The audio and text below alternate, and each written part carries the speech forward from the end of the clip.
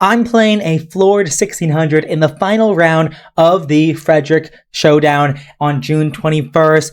And this is my first tournament as an expert, having a rating over 2,000 on my path to National Master. I'm not getting further away so far, but we'll see how it goes.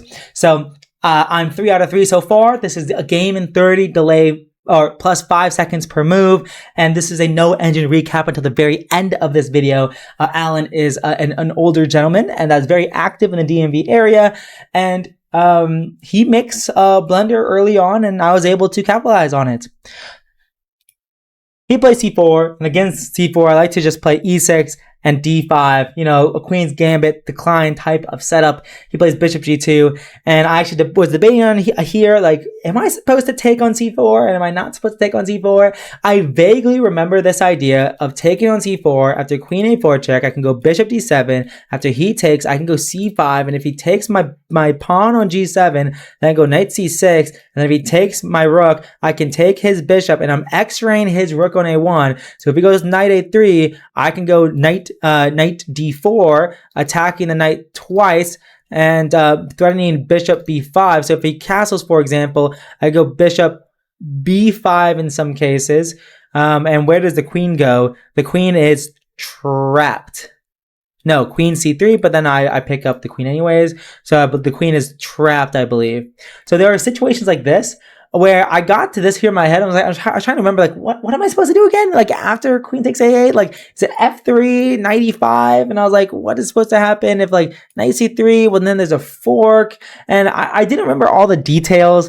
And I was trying to remember, like, okay, I actually think, like, I think this is okay. I think actually, like, he can't really take the pawn on b7, but I don't remember. It's been so long since I've thought about this position. So instead of taking the pawn on c4, I just played knight f6. He played knight c3, and I was like, you know what? I was gonna play d4. Attacking his knight. So if his knight was not on c3, I would not be winning a tempo, but because he's knight on c3, I win a tempo, forcing his knight to move, and then I play knight c6. So you know, it's usually considered not a good idea to put your knight in front of your own c pawn in a d pawn opening. A d pawn opening is where you push your own d pawn. But this isn't really a d-pawn opening. My opponent did not play d4. I played d4 as black. So you know, in a position like this, a knight on c6 can actually be useful to just guard the d4 pawn. I can play bishop c5 to guard the d4 pawn even more. Well, when the knight's not here attacking c5. And then if he tries to go a3, b4, I can play a5 to stop any queenside expansion. So it's actually not that bad to play d4 and put your knight in front of the c pawn in a position like this. He plays knight f3, which hangs his knight on e4.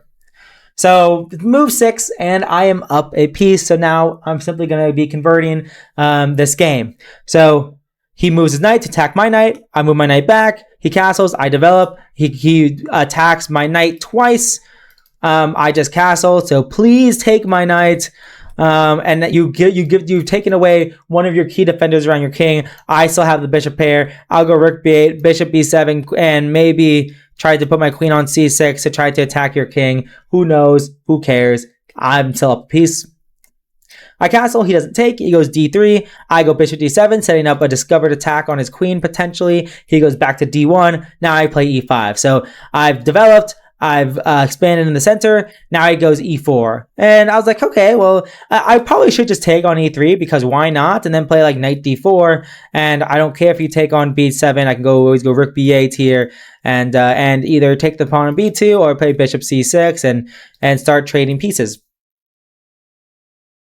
But instead of that, I just play queen c8 here, targeting h3, trying to trade off his light square bishop here, and now he plays f4. So, you know, he's like, you know what, full send it. I'm down a piece. Let's just full send it, everything. And honestly, it got a little bit scary. I was like, why am I playing so loosey-goosey? You know, I'm up a piece. This should be easier than this, but whatever. I took on f4. He played knight f5. I took there, and then he took back. And so I have the choice. Do I take this pawn or do I take this pawn? I don't know if I made the right choice. I think in hindsight, maybe I should have just taken this pawn, because if he takes back with the bishop, for example, or the rook, doesn't matter. Let's say he takes with the bishop to set up a discovered attack on my queen. Like, now the this is probably fine. I have no conclusion other than other than this is totally fine for me. But instead I took on G3, which is also probably totally fine. But now he plays G4, and it's like, huh. This pawn, if I wasn't there, he wouldn't be able to play G4 because both my queen and knight would guard that square. But now he can, and he's actually going to go G5 here, and it's a little bit scary. My original plan was to go knight E5, and then there's G5, and then I could play knight F G4. And I was thinking about playing this, and I was like, am I really making the best plan here?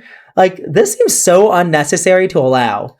Like, black must still be winning, but like this seems so unnecessary. So after G4, I was like, what, just H6. Let's just not calculate things. Plays G5, gets his bishop out, so he's completed development here. But now I just play knight E5 here. It's just trying to activate my knights here. And then he plays queen E2, targeting my knight. I play knight EG4, so my knight is guarded by my other knight. He attacks my knight, so now he has two attackers on it. And I just go knight E3, attacking his rook. And if you take, I don't care. I'm still up a piece, and I'm going to go rook E8, bishop D6, or maybe try to go bishop C5 somehow and use this diagonal towards your king. So after knight E3, he goes rook F3, and then after I go rook E8, and then he snaps my knight off with his bishop, and I just go bishop C5, and this is just clearly winning here. And the game ends in style. The game ends kind of beautifully here. He goes D4, I take with my queen. He goes rook D1, and I take his rook with my rook, because if he takes my queen, I take his queen, and now his rook is pinned to his king. So if he goes king F1 to sidestep the pin, I can go rook H3 here, and if he goes rook D3 to guard his rook, I have a couple options. One of them is to just go rook E8. I could also just take his rook and allow him to take my rook, and now I'm up a rook and a knight and a pawn, so everything is winning here. It doesn't really matter what I do, but no, that's a nice way to finish the game. And instead, he has to go bishop F1, which doesn't make too much sense, because now I just give a check and mate. He actually goes king H2 and then resigns, so he doesn't even allow me to checkmate, but whatever, same difference. So I won my fourth game. And with this event, so I won 4 out of 4 against a 1 Class A player, and then a Class C player, and then 2 Class B players. So I ended up gaining 12 points, or 13 points. So I'm up to 2017 now. Maybe one day I'll get to the current year, 2026. We'll see if that ever happens. But yeah, I'm not too shabby. I've kind of proven that I can play 2 tournaments in a row at 2000, so that's cool. But I did play one player at their floor and another player that was close to their floor, I think, in the first round. I'm not really sure. And Nick Thomas is kind of gets into time trouble a lot. So I got lucky against Nick Thomas. But it is what it is. And that being said, I'll see you guys in the game review. I'll see you guys. Peace.